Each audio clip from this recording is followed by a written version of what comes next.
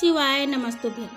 हर महीने के कृष्ण पक्ष के शुक्ल पक्ष की त्रयोदशी तिथि के दिन प्रदोष व्रत रखा जाता है। बैसाख महीने के कृष्ण पक्ष की त्रयोदशी को महीने का पहला प्रदोष रखा गया, जो कि रवि प्रदोष था। अब महीने का दूसरा प्रदोष व्रत रखा जाएगा।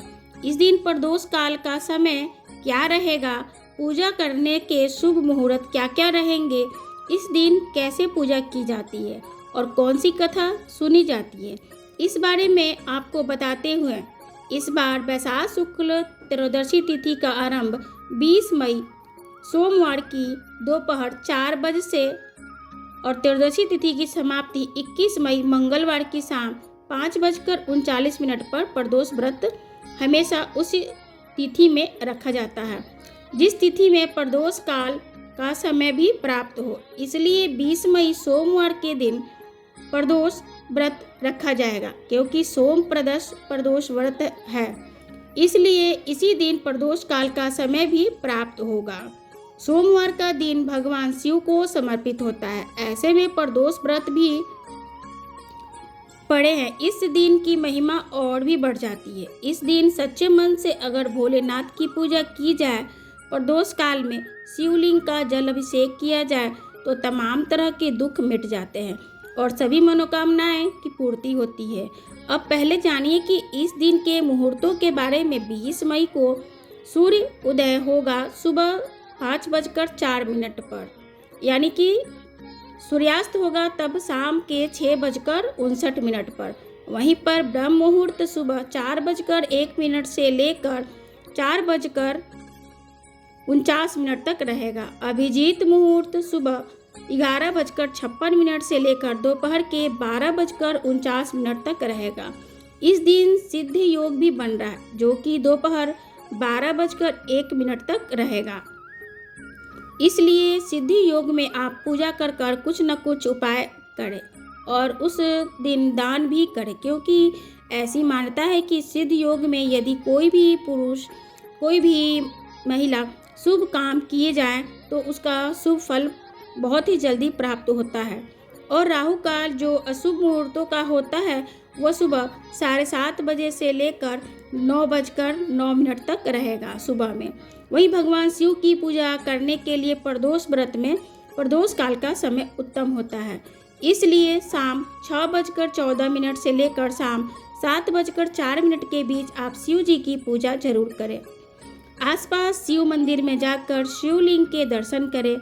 शिवलिंग पर कम से कम 1 लोटा जल अवश्य अर्पित करें। इस दिन भगवान शिव की पूजा विधि विधान से करनी चाहिए। इस दिन आप दिन भर उपवास रखकर शाम को प्रदोष काल के समय ही घी का एक दीपक जलाकर भगवान शिव के समक्ष बैठकर मंत्रों का जाप करें। माता पार्वती सहित पूरे शिव परिवार की पूजा करें। हाथ में अक्षत रखकर व्रत की कथा पढ़ें या सुने। यदि परिवार में कोई भी गंभीर बीमारी से ग्रसित है या परिवार के सदस्य अक्सर बीमार रहते हैं तो आज के दिन आपको महामृत्युंजय मंत्र का जप करना चाहिए, व्रत की कथा पढ़नी चाहिए और भगवान को भी साबुत चावल यानी अखंडित, जो चावल टूटा न हो, उसकी खीर बनाकर भोग भी लगाना चाहिए और अखंडित चावल उनको चढ़ाना भी चाहिए तथा प्रसाद रूप में उसे ग्रहण करना चाहिए। उपवास खोलते हैं तो यदि आप इस दिन अन्न ग्रहण नहीं करते हैं तो आप इस खीर को प्रसाद रूप में परिवार के सदस्यों में बांटें और खुद केवल फलाहार करें, जैसे कि मौसमी फल या फलों का जूस आप ग्रहण करके अपना उपवास खोल सकते हैं। प्रदोष व्रत को शास्त्रों में सभी प्रकार के सुख प्रदान करने वाला व्रत माना गया है। ऐसी कोई मनोकामना नहीं है जो भगवान शिव की कृपा से पूरी न हो और इसलिए सोमवार के दिन पड़ने पर सोम प्रदोष व्रत के दिन आपको भगवान शिव का पूजन करके चंद्रमा का भी पूजन करना चाहिए, क्योंकि इस दिन ही मई पूजा भगवान शिव की कृपा से जहाँ जीवन में सुख समृद्धि और खुशहाली आती है, वही चंद्र देवता की पूजा करने से चंद्र दोष भी दूर हो जाता है। शाम को चंद्रोदय होने पर आप चंद्र देवता की पूजा करें। चंद्र देवता को अर्घ्य दे या फिर भगवान शिव के मस्तक पर विराजमान चंद्रमा की पूजा करें।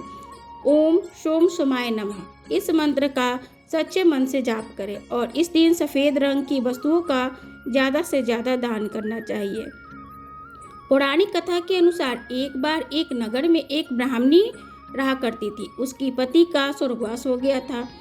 अब उसका सहारा उसका इकलौता पुत्र ही था, जिसके साथ वह सुबह से ही भिक्षा मांगने के लिए निकल पड़ती थी। इस तरह दिन भर भिक्षा में मिले हुए अन्न से ही वह अपना और अपने पुत्र का पेट पालती थी। एक दिन वह घर से वापस आते समय ब्राह्मणी को एक बालक घायल अवस्था में मिला। ब्राह्मणी को उस पर दया आ गई और उससे वो अपने घर ले आई। वह लड़का विदर्भ देश का राजकुमार था। शत्रु सैनिकों ने उसे राज्य पर आक्रमण कर दिया था और उसके पिता को बंदी बनाकर उसके राज्य पर अधिकार कर लिया था। इसलिए वो बालक मारा मारा फिर रहा था। राजकुमार अब ब्राह्मणी और उसके पुत्र के साथ उनके घर में ही रहने लगे और उसके पुत्र की तरह ही पालन करने लगे और वो बढ़ने लगा। एक दिन वो ब्राह्मणी अपने पुत्र के साथ राजकुमार को लेकर भिक्षा मांगने के लिए गई थी। वहीं पर अशुभ नाम की एक गंधर्व कन्या ने राजकुमार को देखा और उस पर मोहित हो गई। अगले दिन वो अपने माता पिता को राजकुमार से मिलवाने के लिए आई और कुछ ही दिनों के बाद अशुभ के माता पिता को भगवान शंकर ने स्वप्न में आदेश दिया कि राजा वो अनशुभ का विवाह कर दिया जाए। उन्होंने वैसा ही किया। विधवा ब्राह्मणी भगवान शिव की परम भक्ति सारे प्रदोष व्रत रखा करती थी। उसके प्रदोष व्रत के ही प्रभाव था कि राजकुमार ने गंधर्व राज की सेना की सहायता से विदर्भ देश के शत्रुओं को भगा दिया और अपने पिता का खोया हुआ राज्य पुनः प्राप्त कर लिया और सुख पूर्वक जीवन बिताने लगा। राजकुमार ने ब्राह्मणी के पुत्र को अपना मंत्री बना लिया। ब्राह्मणी के प्रदोष व्रत के कारण भगवान शंकर की कृपा से जैसे राजकुमार और ब्राह्मणी के पुत्र के दिन सुधर गए, वैसे ही भगवान शंकर अपने हर भक्तों पर कृपा बनाए रखते हैं और सबके दिन संवर जाते हैं। इस प्रकार सोम प्रदोष व्रत रखने से अगले पिछले जन्मों की सारी पापों का नाश हो जाता है और सारी मनोकामनाएं पूर्ण हो जाती हैं। ये थी आज की वीडियो। अगर आपको जानकारी अच्छी लगी हुई हो तो वीडियो को लाइक करें, कमेंट बॉक्स में भोलेनाथ जय जय जरूर लिखें। जय श्री कृष्णा। वहीं पर चलते चलते अंत में सोमवार के दिन अगर शुद्ध घी की दीपक में काले तिल डालकर शंकर भगवान के आगे हम मनोकामना बोलकर जलाते हैं तो हमारा अटका हुआ कार्य पूर्ण हो जाता है। ये हमारे महाराज जी पंडित प्रदीप मिश्रा जी बनाते हैं। इस उपाय को मैंने बहुत बार किया और इसे लाभ भी उठाया है। आशा करते आप भी इस उपाय को कर अपने जीवन को, अपने मनोकामनाओं को पूर्ण करेंगे। श्री शिवाय नमस्तुभ्यम।